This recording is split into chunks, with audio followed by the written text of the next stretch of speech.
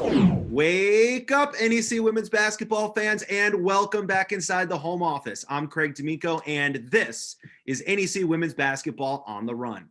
We are now 2 weeks into conference play, and the road to the 2022 NEC women's basketball championship is off and running. Every team has now taken the court in conference action this year, including on Saturday when we had all 10 teams take the court on the same day for the first time all season. Now, coming up on today's show, we will take a closer look at the standings through 2 weeks. We'll share with you our top 3 stars of the weekend. We'll look at some amazing stats. We'll peek ahead to next week, including our first 2 games on the NEC women's basketball TV schedule, and we'll be joined by our first special guest of the season, Wagner senior point guard Zhaneia Thybulle. But first, let's get to the news. Here's our week 2 headlines.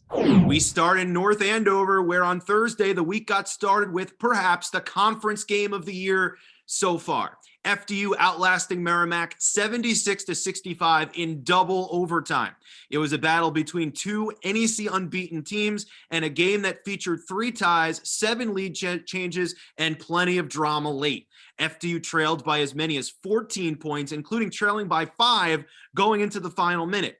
Celia Carbonell hit a 3 to get FDU within 2, and after a Diamond Christian missed 3-point attempt for the Warriors, Madison Stanley made 2 clutch free throws with 16 seconds left to tie the game and send it into the bonus session. In the first overtime, Merrimack again opened up a 5-point lead, but once again, FDU fought their way back, tying the game up on a Maddie Salvaggi layup with 11 seconds to go. And then finally, in the second overtime, FDU was able to pull away, earning the win, outscoring the Warriors 15-4.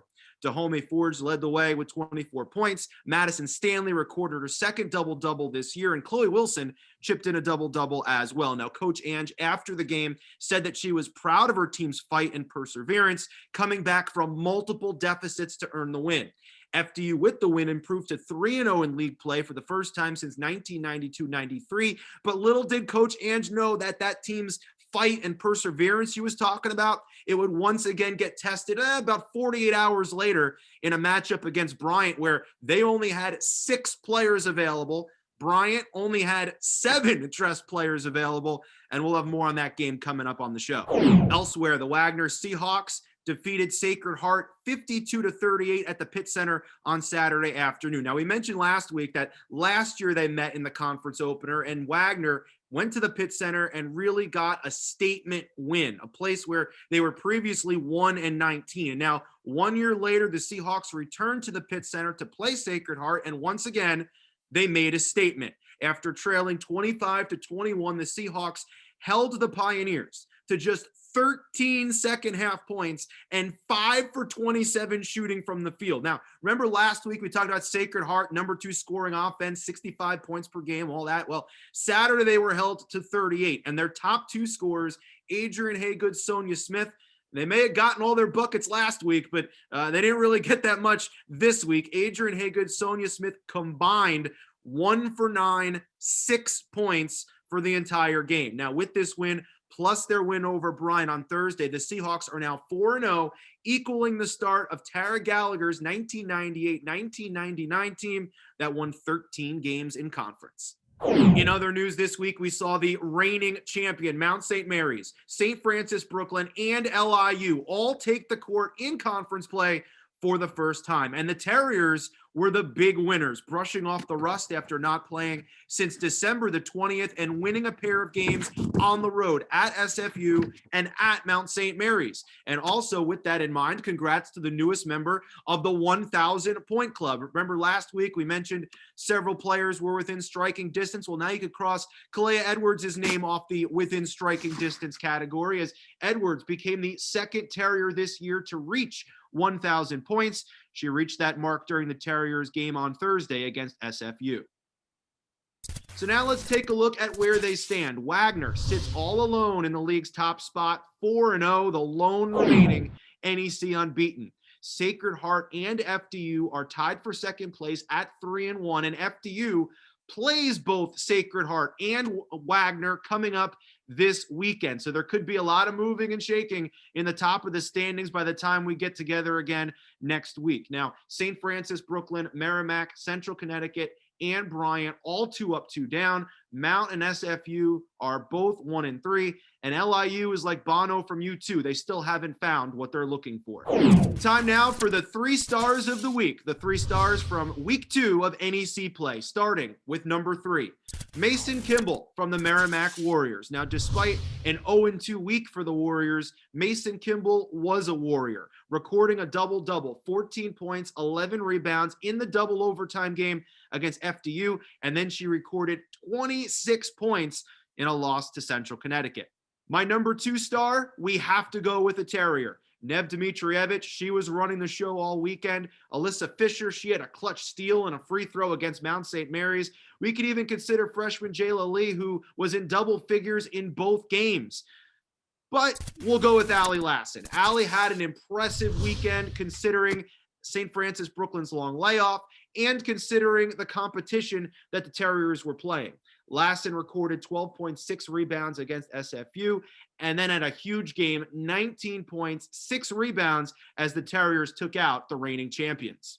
But the number 1 star of the week from the Bryant Bulldogs, it's Brooke Bugelko. Brooke said in the Saturday postgame that she recently had a chat with her assistant coaches about how she needed to produce more and how she wasn't playing up to her capability. Well, she stepped up on Saturday in a big way to the tune of a career high 32 points, the most by a Bulldog since Courtney Schisler had 36 and Janiqua Bailey had 30 back in the 2014 season. And of course, the Bulldogs needed that production. They were playing shorthanded in that game against FDU.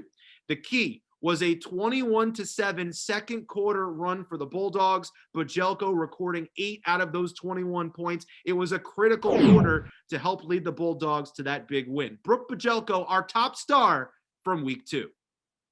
And speaking of stars, joining us right now here on NEC Women's Basketball on the Run, our very first special guest of the season. She's a senior starting point guard for the 4-0 in-conference Wagner Seahawks, averaging about 10.5 points, 5 rebounds, and number 1 in the NEC with just about 5 assists per game. Zhaneia Thybulle joining us here today. Z, thank you so much for joining us. Of course. Thank you for having me. Now, last year, Wagner kind of surprised a lot of people by making a run to the title game. They were picked 6th in the preseason poll for some reason, but this year's a different story. You guys kind of had the bullseye, the target on your back, and here you are at 4-0 anyway. So what's been behind this hot start? Like you said, we was kind of picked 6th last year, and we made it all the way to the championship. Of course, we fell short, but we have basically the same team coming back. New head coach, but he was in this the Wagner career for a long time. So it's like we already knew what we had to do. We had something to prove, and now it's time to go. Last week and even earlier in the show, we've been talking about this Wagner defense. It's been, if good is here, it's been like above that. So impressive. What's been the mentality and the key that Coach Coburn has been preaching to you guys on the defensive end? Coach is very, very strong-minded about defense winning games. So in practice, we're always talking about defense, and the team kind of builds the culture that defensively we have to be the best defensive team in order to win games. And on the other side of the ball, though, you're out there running the show, and it must be amazing. You have such a versatile offense, so efficient, and so many different weapons that do so many different things. So what is it like for you to kind of run this offense? Now, it's great. As you said, I have so many people around me and so many great players around me. It just instills me with confidence, and I do the same back with the team. So it makes us gel better. Now, Wagner has some big games coming up this week. St. Francis Brooklyn and FDU, both games on the road. St. Francis Brooklyn means a reunion with one of your former teammates, Kalea Edwards. And FDU is a team that's only 1 game back of you right now in the standings. So what's the approach in practice this week? What's been some of the talk as you guys get ready for this upcoming weekend? It's definitely taking 1 game at a time. So first we play St. Francis Brooklyn. We're focusing on that first. And, we're gonna keep the mindset of having relentless Wagner basketball. And we're just going to keep pushing from there. Now it's time for Get to Know. We're going to throw some 5 quick hitters at Z Thybulle here to try and get to know her a little bit better. Z, the first thing that comes to mind, okay? Okay. All right. So what's your favorite song that you're listening to right now? My favorite song right now is called More Than a Trend by Roddy Ricch. Okay. What's one thing that you cannot live without? Music. What's a pregame superstition? I wash my clothes the night before the game. And before every game, I have to wash my clothes the night before. Now, if we took a survey of your teammates, what trait or adjective do you think they would use to describe you? I think they would probably say smile. Like, I'm always smiling. I don't know, but definitely I'm always smiling. So I think that's one that would definitely. Smiling is pretty good. That's not bad. And last but not least, we have would you rather. Would you rather take a vacation to a cozy winter cabin in front of a fireplace on a snowy mountain somewhere, or would you rather take a vacation to a hot sunny beach in a tropical island? Yeah, I'm definitely going to the tropical island. I don't like the cold.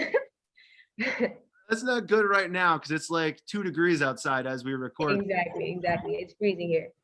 Well, Z, we hope that you guys are heating it up on the hardwood coming up this weekend. 4-0 start.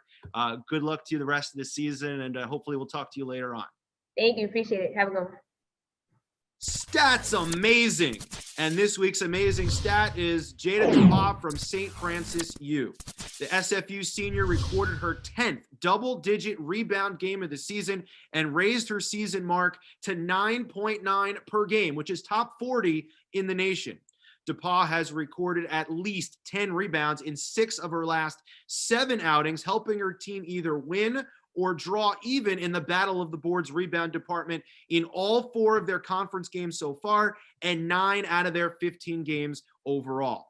Jayla Thybulle has been a monster on the boards, and Jayla Thybulle's rebounding numbers so far have been absolutely amazing.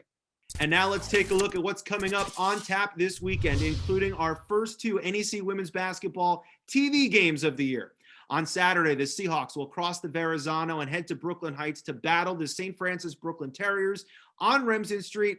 It's our first NEC women's basketball TV game, 7 p.m. tip, available on ESPN3, NEC Front Row, and SNY. It will be a homecoming of sorts for Kalia Edwards, who played the first 4 years of her career for the Seahawks from 2017-2018 until last year, scoring 914 of her 1,010 career points in a Wagner uniform, placing on the all-tournament team for the Seahawks a year ago.